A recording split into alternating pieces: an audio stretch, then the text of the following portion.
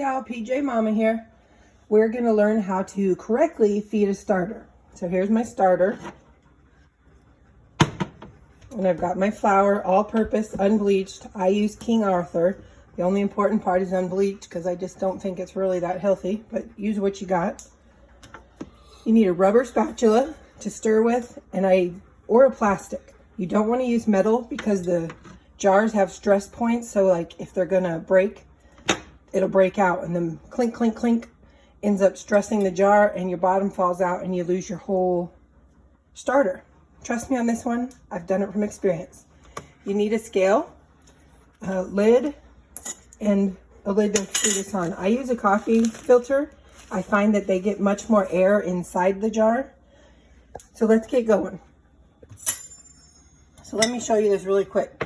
This is Miss Fran. I don't know if you can see in there. You see how the jar looks gross? That's just dried up cement starter, so it's okay. And I didn't feed her yesterday. We were gone all day working on band props. So I've got this little crust. Can you see it? Let's see if I can get it out for you. It's a dried up crust. So you have two options here. You can leave it there, stir it in, let it go, or you can trash it. I choose to trash mine because there's no need for it. Again, put it in the trash. Don't put it down the sink because you're going to be really sad about that. Like I said, it turns into cement. All right, let's get going. So I've marked my jar. I know that the quart jars weigh 435 grams. So I've got 513, so you subtract the 435, so you're roughly at,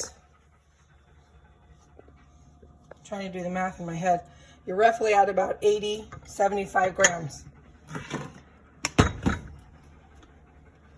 So now we're going to use your water.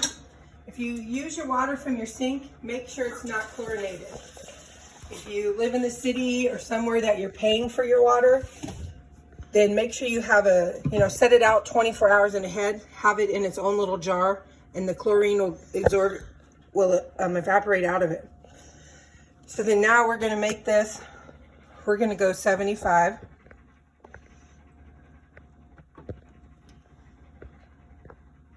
You don't want it cold, and you don't want it hot, just room temperature is fine. And if you go over slightly, that's fine, don't panic. It's okay. You can't kill your starter. So now we're going to zero out again. Take our flour. Put it in here. Get as close to 75 as you can. I'm not slow and patient, so that's why I always go over. Look, see? No big deal. And then we're going to stir. You really want to make sure you get your bottom. This is why I say use a rubber spatula or a plastic, because you really want the stuff off the bottom. That's your starter. And you want to get that all inside of your jar.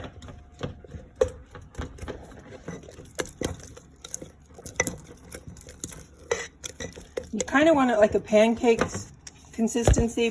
dough consistency. If it's a little more watery, that's fine. If it's much drier than this, you don't want to do it. Add some more water. Start with 5 grams at a time. Mine's a little dry, so I'm going to add a little more water just because I went crazy with my flour.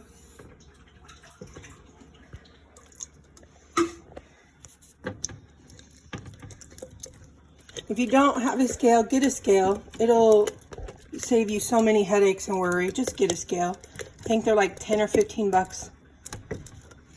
You don't need anything fancy. Just make sure it says grams, because almost every recipe that you find, including mine, there it goes. This is how you want it. See that?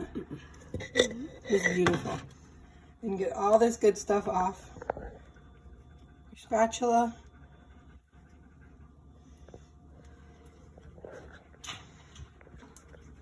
And then now you take your coffee filter, you put it on here, I always screw this on. I live in the South. We got bugs. I got dogs. Set it on the counter. Oh, I've marked my jar. See where it's hard to see. Put all the flour right here. So you're going to use your rubber band so you can tell easily where the starter has grown. And there you go. Once it goes up, you're ready to bake. Make sure to subscribe or click follow.